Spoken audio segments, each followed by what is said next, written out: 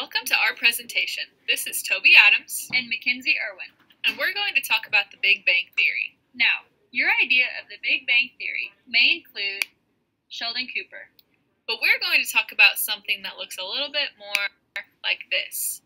So, Tobey, what is the Big Bang Theory?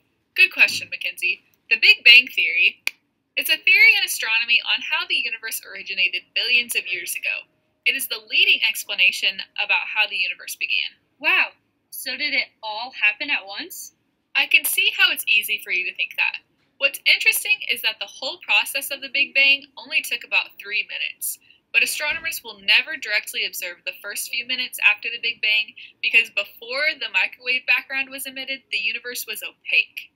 Opaque? Yes, opaque, which means it probably looked something like this. Okay, so what do we know about the Big Bang? Well, we know lots of things.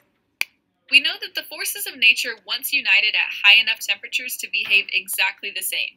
You can see on this timeline how each of these unifications happened just seconds apart. Oh, I see. I remember learning in astronomy class about the different eras of the Big Bang. The first era was the Planck era.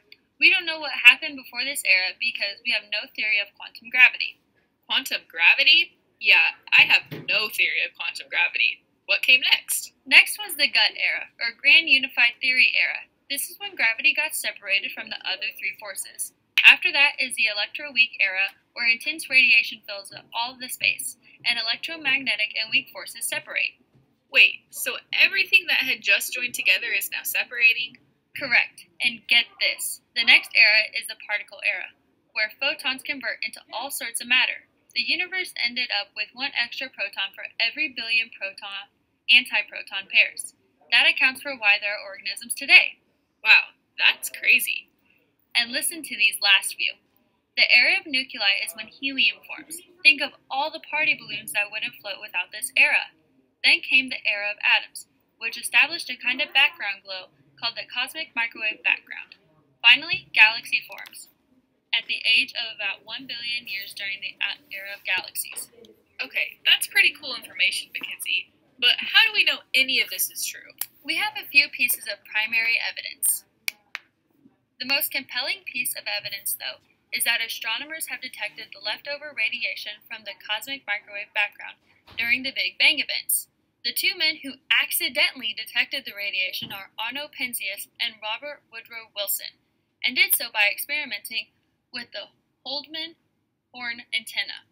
They were awarded the Nobel Prize for Physics.